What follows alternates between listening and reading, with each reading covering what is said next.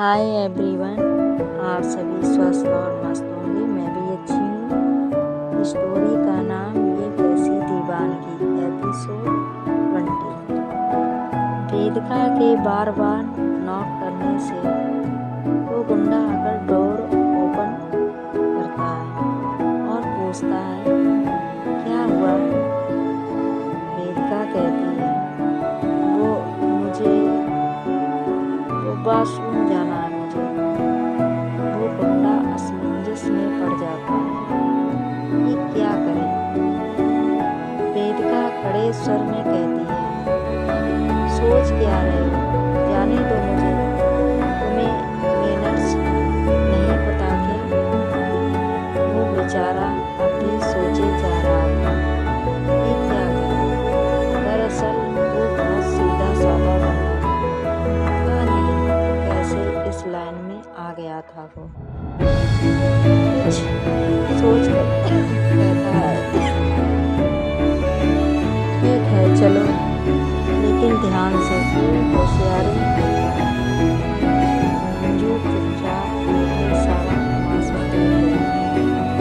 अब वो भी उठकर खड़ी हो जाती है, कहती है, सुनो, हमका भी जाना है। वो बंदा थोड़ा खींच जाता है, चिल्लाकर कहता है, सबको एक साथ ही लग गई है क्या? चुपचाप यहीं बैठो, कहीं नहीं जा रही तुम। अंजू खामोश हो जाती है। उसे गुस्सा तो बहुत आ रहा था अंदर से। ऐसा मन कर रहा था जैसे एक ही घूंसे में नीचे गिरा दे उसे। लेकिन घायल सैलरी थी वो उस टाइम। वेदिका उस गुंडे के हाथों पर अपना हाथ रख देती है और उसे सहलाते हुए कहती है, जाने दीजिए ना इसे भी, गरीब लड़की का भला हो जाएगा। अंजू घूर कर वेदिका को देखती है, इसलिए नहीं कि वेदिका ने उसे गरीब लड़की कहा था, बल्कि इसलिए कि उसने उस बंदे के हाथ पर अपना हाथ रखा था। वो गुंडा जो अभी तक खुद को पत्थर दिल दिखाने की कोशिश कर रहा था, वो वेदिका के एक टच से ही अपने होशो हवास खो बैठता है और थोड़ा शर्माते हुए कहता है, ठीक है। वेदिका अपना हाथ हटा लेती है और कहती है, चले? वो कहता है, हाँ। मतलब क्या बात है ना, लड़की के एक टच ने उसका सारा सिस्टम ही हिला दिया था। उसने जब वेदिका को पहली बार देखा था, तभी से उसके दिल में वेदिका के लिए घंटियां बजनी शुरू हो गई थी। तभी तो वेदिका के इतने बकवास करने के बावजूद भी चुपचाप उसकी बातें सुने जा रहा था।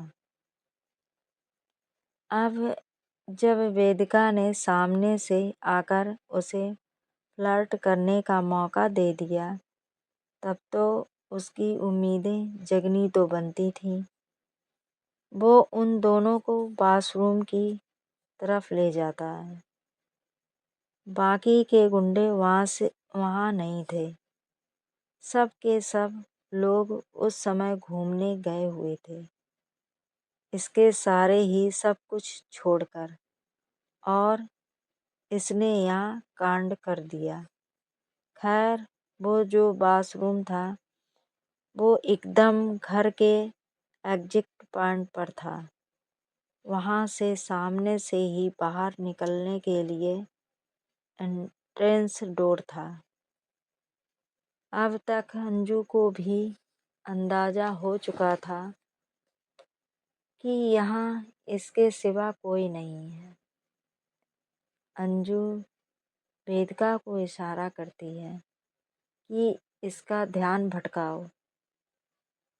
वेदिका उस गुंडे के थोड़ा पास जाती है और कहती है, अरे आपने अपना नाम तो बताया ही नहीं मुझे। मैं किस नाम से बुलाऊंगी आपको? वो गुंडा तो शर्म के मारे और ज़्यादा ब्लश करने लगता है। जैसे ही बोलने वाला होता है कुछ, तब तक अंजू पीछे से उसके सिर पर एक मोटे से डंडे से मारती है। वेदिका भी दंग रह जाती है। उसने सोचा था शायद अंजू इसके हाथ और पांव बांध कर छोड़ देगी, जैसे मूवी में होता है, लेकिन यहाँ अंजू ने तो कुछ और ही कर दिया। जैसे ही वो गुंडा थोड़ा लड़खड़ाता है और पीछे देखने की कोशिश करता है, तब तक अंजू फिर से उस डंडे से खींचकर एक डंडा उसके पैर पर मारती है। वो बेचारा वहीं पर गिरकर छटपटाने लगता है। इसके बाद तो अंजू उसे दे दनादन खूब मारती है। वेदिका अंजू को इतने बेदर्दी से मारते देखकर अपनी आंखें बंद कर लेती है। अंजू जब उसे काम भर का डोज दे देती है तो वेदिका का हाथ पकड़कर कहती है, जल्दी से निकलो यहाँ से, इससे पहले कि इसके साथी यहाँ तक पहुँचे। वेदिका अपनी आंखें खोलती है और फिर अंजू का हाथ टाइटली पकड़कर कहती है, चलो।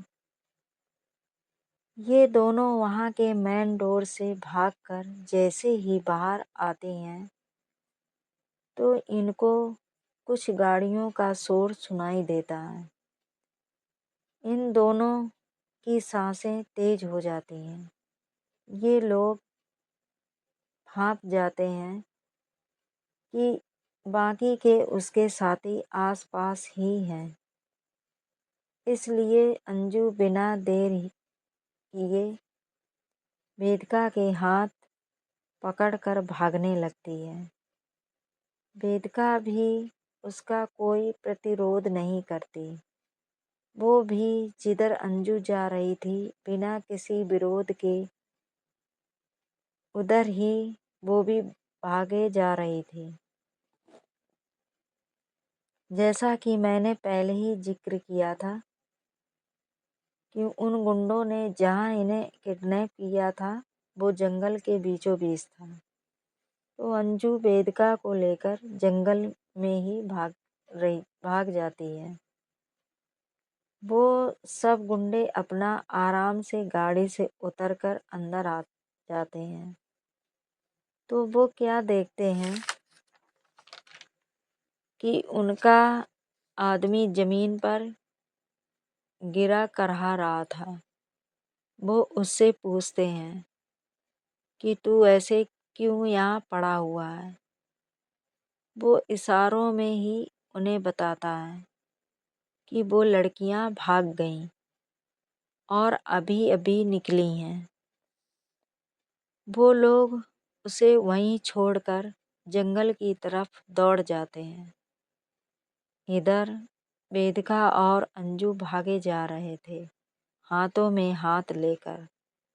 रात गहरी हो जाने के कारण उन्हें ठीक से कुछ दिख नहीं रहा था, बस भागे जा रहे थे।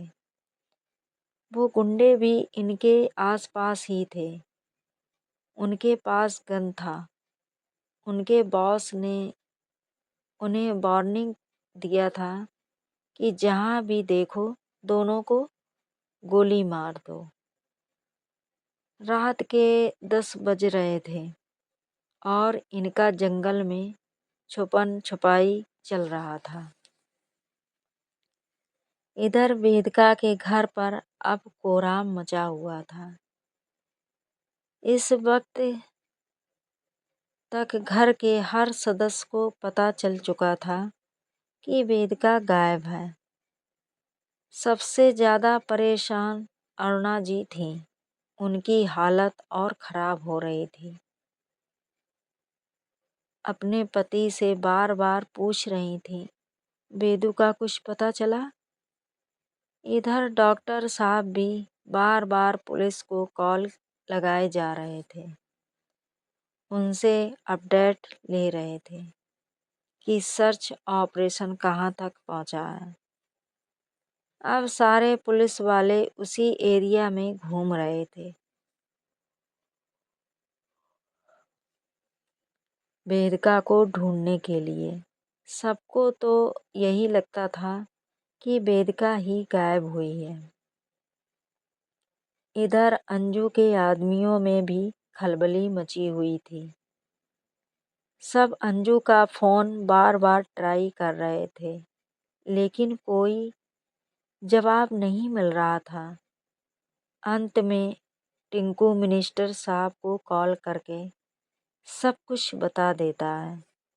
मिनिस्टर साहब भी बौखला उठते हैं। आखिर अंजू उनकी बहन थी। वो तुरंत हैदराबाद की पुलिस से कांटेक्ट करते हैं और सारा डिटेल्स देते हैं। साथ में हिदायत भी देते हैं कि हर हाल में मेरी बहन को ढूंढ निकालो। जितने पैसे लगेंगे मैं दूंगा। तो जब ये दोनों केस वहाँ के दरोगा के पास पहुँचता है तो उसको इस केस में काफ़ी कुछ चीज़ें सिमिलर लगती हैं। वो उस रोड का सीसीटीवी चेक कराता है जिस रोड से वेदिका और अंजू गए हुए थे। उसे सीसीटीवी फुटेज से पता चलता है कि दोनों जाने के टाइम तो उस रोड से गए थे, लेकिन उस रोड से बाहर नहीं निकले थे। मतलब साफ था कि बीच रास्ते में ही कुछ हुआ है।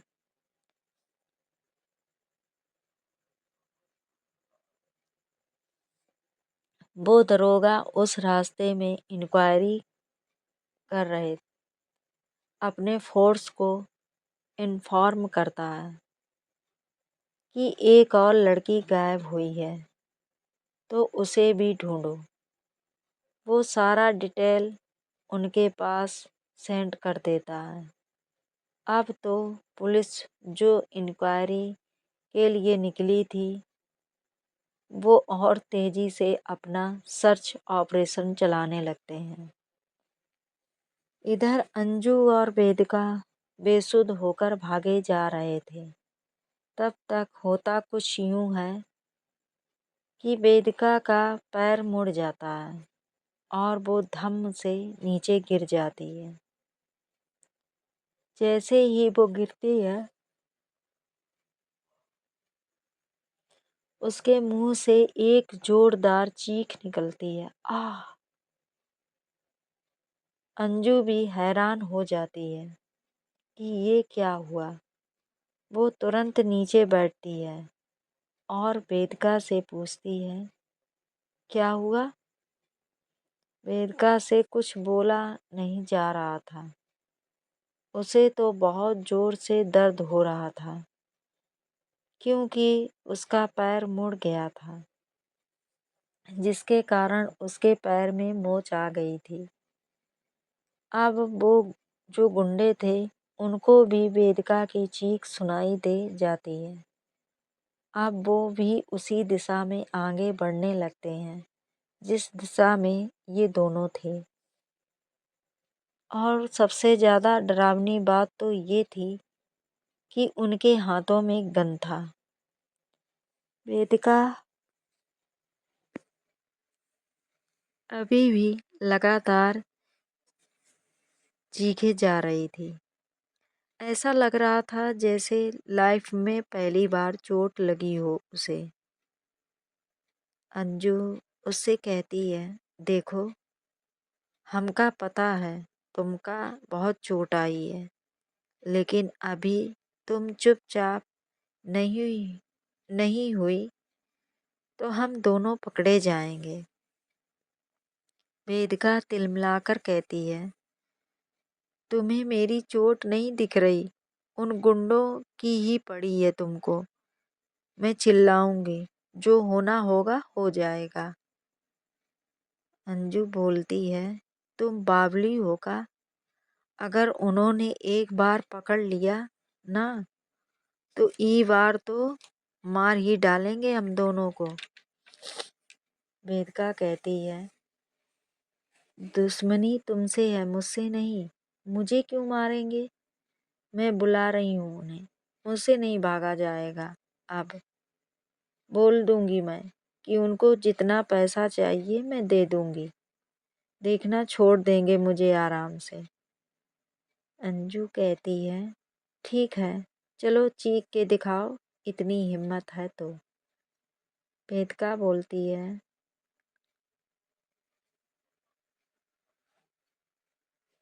मैं चीख दूंगी। वो गुंडे भी इनके काफी करीब आ चुके थे, लेकिन अंधेरा होने के वजह से ज्यादा कुछ दिख नहीं रहा था उन्हें। फिर भी चांदनी रात थी तो उतना प्रॉब्लम भी नहीं था। इधर अंजू कहती है, चलो तुम चीख के तो दिखाओ। वेदिका बोलती है, तुम ऐसे नहीं मानोगी ना, देखो अभी मैं क्या करती हूँ। वो चिल्लाने के लिए खुद को तैयार कर लेती है और एक लंबी सांस लेती है। अंजू समझ जाती है कि ये अब रुकने वाली नहीं है, ये पक्का चिल चिल्लाएगी। तो वेदिका जैसे ही अपना मुंह खोलने वाली होती है, अंजू उसके होठों को अपने होठों में ले लेती है और उसके दोनों हाथों को अपने हाथों से पकड़ लेती है। वेदिका की आंखें फटी की फटी रह जाती हैं। वो कुछ सेकंड तक तो समझ ही नहीं पाती उसके साथ हुआ क्या। उसके होशो हवास उड़ चुके थे। उसे सारी सिचुएशन तब समझ में आती है जब अंजू के दांतों में वेदिका के होंठ फंसे हुए थे। वेदिका का पूरा मुंह एकदम लाल हो जाता है। वो अपना फेस इधर उधर करने की कोशिश करती है, लेकिन उसके होंठ अंजू के दांतों में फंसे होने के कारण उसे पेन हो रहा था। वेदिका पूरी तरह से फंस चुकी थी। उसके हाथ भी अंजू ने पकड़ रखे थे। वो छुड़ाती भी तो भला कैसे। इधर अंजू ने अचानक से उसके होठों में अपना होठ तो रख दिया था, लेकिन अब उसका दिल जोर जोर से डर के मारे बीट करने लगा था कि जब वो वेदिका को आज़ाद करेगी अपने होठों के गिरफ्त से, तो उसके बाद वेदिका उसका क्या हाल करेगी। लेकिन दूसरे ही पल ये बातें उसके दिमाग से निकल जाती हैं। वो वेदिका को फील करने लग जाती है। उसके होठों को धीरे धीरे अपने दांतों के गिरफ्त से आज़ाद करके अपने होठों में ले लेती है और उन्हें चूमने लगती है। अंजू तो पूरी फीलिंग्स में बह रही थी, बिना किसी परवाह किए कि अगर वेदिका आज़ाद हुई तो उसका क्या हश्र करेगी। इधर वेदिका छटपटा रही थी। वो कैसे भी अंजू के इस कैद से खुद के लबों को आज़ाद करना चाह रही थी। उसे इस किस में बिल्कुल भी फील नहीं आ रहा था सिवाय घिन के। लेकिन माने या ना माने, इनका पहला किस तो हो ही चुका था, वो भी इतना वाइल्ड। और यही नहीं, अभी तक चल ही रहा था। वो जो गुंडे थे उन्हें आसपास कुछ नहीं मिलता तो वो वहाँ से चले जाते हैं। अब देखना बहुत दिलचस्प होगा कि अंजू की इस हरकत के बाद वेदिका क्या हाल करेगी अंजू का। Bye bye, see you.